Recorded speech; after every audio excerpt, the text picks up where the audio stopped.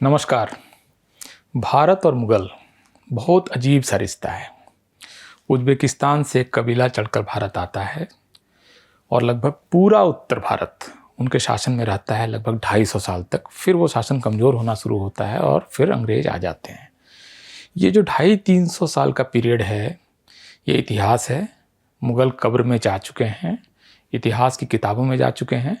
लेकिन बहुत आश्चर्य की बात है, आप इस पर ताज्जुब कर सकते हैं कि भारत में मुग़ल अभी भी राजनीतिक बहस, चर्चा, पान की दुकान, आपसी बातचीत, मॉर्निंग वॉक, डाइनिंग रूम, इन सब की चर्चाओं में मुग़ल हैं कहीं ना कहीं। वो ख़त्म नहीं हुए हैं।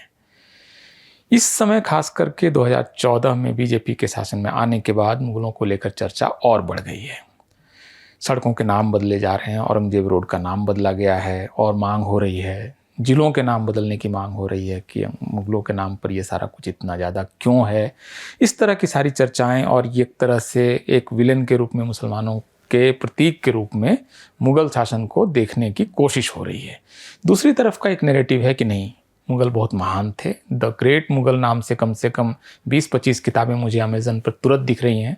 और भारत की जो इतिहास की टेक्स्ट बुक है, जो किताबें पढ़ाई जाती है, उसमें अकबर से लेकर शाहजहाँ की महानता के किस्से हैं कि किस तरह से उन्होंने एक समावेशी नॉन इंटरफेयरिंग शासन चलाया, किस तरह से उन्होंने भारत को ताजमहल दिया, लाल किला दिया, वगैरह वगैरह।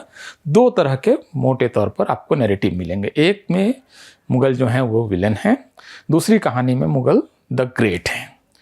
मैं इस दो नैरेटिव के बीच में एक तीसरा नैरेटिव आपके सामने पेश करना चाहता हूँ।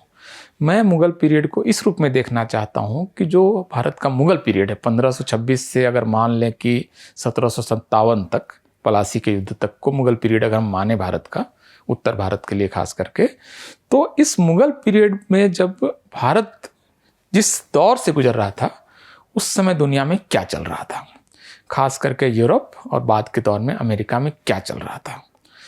मेरी मान्यता है, मेरी हाइपोथेसिस है कि जो भारत का मुग़ल पीरियड था, वही वो पीरियड है जिस समय सारी दुनिया ने विज्ञान, उद्योग और तकनीक और फिलॉसफी के क्षेत्र में सबसे लंबी छलांग लगाई है। ह्यूमैनिटी के पूरे इतिहास में इंसान ने इतनी बड़ी छलांग और पहले कभी नहीं लगाई थी। उससे पहले की अगर सारी दुनिया को देखें तो लगभग वो फ्लैट नज़र आता है इस मामले में कि यूरोप, अमेरिका, ये सब लगभग एक जैसी स्थिति में थे। बहुत ज़मीन आसमान का फ़र्क नहीं था in terms of at least knowledge creation, technology and all those spheres. लगभग वो एक जैसी ट्रेजेक्टरी पर थे। ये जो 1526 से 1757 का पीरियड है, लगभग ये यही पीरियड है जहाँ पर यूरोप ने खास करके विज्ञान के क्षेत्र में बहुत लंबी छलांग लगाई।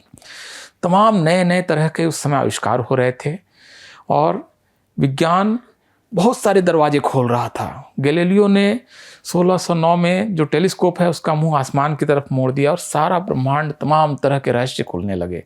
क्या धरती, क्या ग्रह, क्या नक्षत्र, क्या तारे, मतलब जो ईश्वर की कृति मानी जाती थी वो अचानक से लोगों के दायरे में आ गई, दिखने लगा, सामने नजर आने लगा।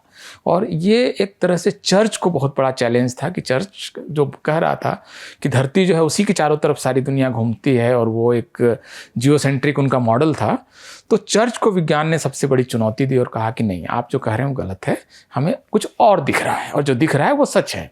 तो ये एक तरह से चर्च को पीछे धकेलते हुए विज्ञान आगे बढ़ता है और इसी के साथ डेमोक्रेसी आती है। और आप देखेंगे तो मॉडर्न जीवन में, आज की ज़िंदगी में आप जितनी चीज़ें इस्तेमाल कर रहे हैं, जैसे मेरा ये फ़ोन, ये लाइट, कैमरा, सब कुछ, आप किचन में जाइए, आपको डिशवॉशर से लेकर आपको माइक्रोवेव ओवन से लेकर स्टोव, सब कुछ आप देखेंगे आपके जीवन में जो कुछ है, कलम से लेकर घड़ी, सब कुछ, लगभग कार और से हवाई जहाज़, आप अपने आसपास जो कुछ देख रहे हैं मॉडर्न साइंस का, वो इसकी जड़ें जो हैं वही 1526 के आसपास से शुरू, 1500 के आसपास आप मानिए, और उसके बाद 1700-1800 तक के बीच में जो विज्ञान ने प्रगति की, वही प्रगति है दुनिया की प्रगति। उसी समय देखिए बैरोमीटर सामने आता है, हवा का तापमान, हवा का दबाव नापने की तकनीक आती है और इससे मौसम का प्रेडिक्शन शुरू हो जाता है। इस तरह की बहुत सारी चीज़ें उस समय होती हैं और ये एक्चुअली एक तरह से मानवता वहाँ पर आगे बढ़ती है। ये पता चलता है कि मानव शरीर में जो ब्लड है उसका सर्कुलेशन कैसे होता है, और इससे फिर हार्ट जो है उसकी भूमिका सामने आती है। इस तरह के सैकड़ों उस समय आविष्कार हो रहे थे, और क्योंकि उससे पहले प्रिंटिंग प्रेस बन चुका है, तो ये एक तरह से इसका मास लेवल पर इसका विस्तार भी होता है, और यूनिवर्सिटी सिस्टम शुरू होता है, तो लोग पढ़ने लगते हैं, आम लोग पढ़ने लगते हैं। तो एक तरह से ये एक नॉलेज का विस्फोट है। अब ठीक इसी समय में मुग़ल क्या कर रहे थे, ये दरअसल बहुत तकलीफदेह सवाल हो सकता है कुछ लोगों के लिए जिनको मुग़लों की महानता के किस्से बताने हैं। दरअसल उस समय मुग़ल पीरियड में भारत में विज्ञान के क्षेत्र में कोई प्रगति नहीं हुई, कोई यूनिवर्सिटी सिस्टम नहीं आया, कोई ये कोशिश नहीं हुई कि धर्म और राजसत्ता को अलग किया जाए, कोई कोशिश नहीं हुई कि दुनिया में बाकी जो चल रहा है उसको हम कॉपी कर लें। पता तो था कि यूरोप में क्या चल रहा है, लेकिन हम उसको कॉपी कर लें इसकी भी कोशिश नहीं थी। तो ये विज्ञान की सबसे बड़ी बड़ी खोज, सबसे बड़ा आविष्कार, पूरा इंडस्ट्रियल रिवॉल्यूशन, पूरा साइंटिफिक रिवॉल्यूशन, पूरा रेनेसां पीरियड, ये भारत को छुए बगैर गुजर गया। और अगर इसके लिए आप कह सकते हैं कि भारत पहले ही कौन सा विकसित था, तो इस कहानी के हिसाब से तो यूरोप ही कौन सा बहुत विकसित था 1400 से पहले, कौन सा वहाँ चमत्कार हो रहा था।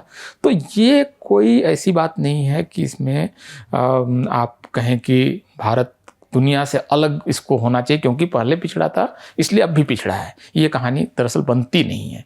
ये इस कहानी का कोई ज़मीन नहीं जहाँ पर आप उसको टिका सकें।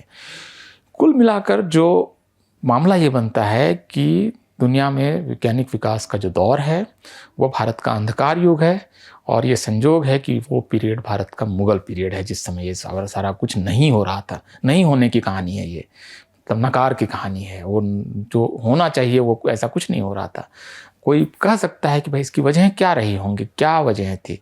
और दरअसल मुग़ल क्या कर रहे थे उस समय, शादियाँ कर रहे थे, वो गज़ल और कव्वाली और ये सब कर रहे होंगे, तलवार लेकर अपना राज स्थापित कर रहे होंगे, वो अपना एक रेवेन्यू सिस्टम जो बन रहा था कि लोगों से कैसे लगान वसूला जाए इसको फिट कर रहे थे। और वो बहुत ज़्यादा, चूँकि जो मिलिटराइजेशन था वो बहुत ज़्यादा था, तो उसका जो कॉस्ट था, उसकी जो कीमत थी, उसकी वसूली के लिए लगान का बहुत ज़्यादा बोझ किसानों पे था। इस वजह से मिडिल क्लास फॉर्मेशन भी रुका हुआ था। और ये मिडिल क्लास अगर नहीं होगा तो जाहिर है कि जो वैज्ञानिक प्रगति है उसमें मिडिल क्लास की एक भूमिका होती है। भारत में ये भी नहीं हो पा रहा था। मुग़लों को दरअसल इस बात से बहुत मतलब भी शायद नहीं था कि दुनिया में, देश में बाकी लोग किस हालत में हैं। मतलब वो दिल्ली में थे और दिल्ली के आसपास अगर कहीं सती हो, कोई औरत हो भी रही है, तो इसको रोकने की भी कोई कोशिश पूरे मुग़ल पीरियड में कहीं पर हुई थी ऐसा हमें दिखता नहीं। इसको रोकने की कोशिश भी बाद में ब्रिटिशर्स को करनी पड़ी है। तो बहुत एक तरह से अपैथी है कि हमको उससे क्या लेना देना, हमारा अपना शासन सुरक्षित है और यहाँ के एलीट के साथ, यहाँ के राजाओं के साथ, सामंतों के साथ मिलकर उन्होंने कुछ इलाके दे दिए, वहाँ से वो लगान वसूल करके लाएंगे और फिर वो अपने शासन में कितना भी अत्याचार करें उनसे मुग़लों को कोई लेना देना नहीं था। और वो मुसलमान भी नहीं बना रहे थे दरअसल। अगर वो मुसलमान बना रहे थे तो दिल्ली के आसपास का जो 100 किलोमीटर था, यहाँ की पूरी आबादी तो कम से कम वो मुसलमान बना चुके होते। तो कोई पानीपत, सोनीपत से लेकर आपको यहाँ से फरीदाबाद, पलवल तक, और इधर आपको गुड़गांव, महेंद्रगढ़, नारनौल से लेकर मेरठ, बागपत तक आपको कायदे से सारा ये इलाका तो कम से कम मुसलमान वो बना लेते। तो दरअसल वो ये भी नहीं कर रहे थे। वो सिर्फ एक शासक के तौर पर वो इंश्योर कर रहे थे कि उनका शासन बना रहे, इसलिए विज्ञान उनकी चिंताओं में नहीं था। और भारत का जो अपनी एक सामाजिक बनावट है वो भी अलाउ नहीं करती है कोई वैज्ञानिक प्रगति हो, क्योंकि इसमें आप एक सोशियोलॉजिस्ट को पढ़ सकते हैं, मैक्स वेबर को। उन्होंने इस पर एक पूरी किताब लिखी है कि इंडियन रिलीजन जो है वो किस तरह से वैज्ञानिकता और कैपिटलिज्म के खिलाफ है, क्योंकि वो एक सिद्धांत देता है कि आदमी जो कुछ है वो पिछले जन्मों के कर्मों की वजह से है। तो पिछले जन्मों के कर्मों की वजह से आप इस दुनिया में कुछ बनते हैं तो वो आपका भाग्य है, वो आपकी नियति है। ये हिंदू फिलॉसफी का कोर आइडिया है, जो कर्मा सिद्धांत जिसको बोलते हैं, पुनर्जन्म का सिद्धांत।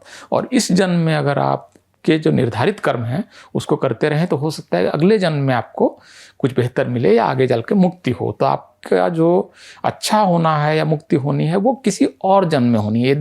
ये अदर वर्ल्डलीनेस है जो कि आपको इस रिलीजन को प्रगति के रास्ते पर जाने से रोकता है। इसके मुकाबले अगर आप यूरोप का प्रोटेस्टेंटिज्म या कैल्विनिज्म देखेंगे तो वो कहता है कि आप अगर अच्छा काम कर रहे हैं, सफल हैं, इसका मतलब है कि ईश्वर आपको प्यार करता है और वो आपके साल्वेशन आपका आसान है। तो वो इसी दुनिया को बेहतर बनाने की कोशिश है प्रोटेस्टेंट रिलीजन या कैल्विनिज्म में। इसके मुकाबले जो हिंदू आइडिया है वो किसी और जन्म में को बेहतर बनाने की कोशिश है। तो ये एक बहुत बड़ी डिबेट है, मुझे लगता है इस पर आगे और चर्चाएं होंगी।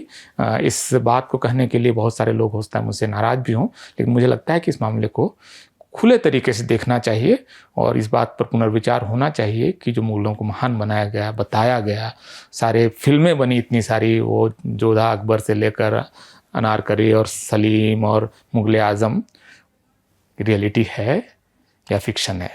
बहुत बहुत शुक्रिया, धन्यवाद।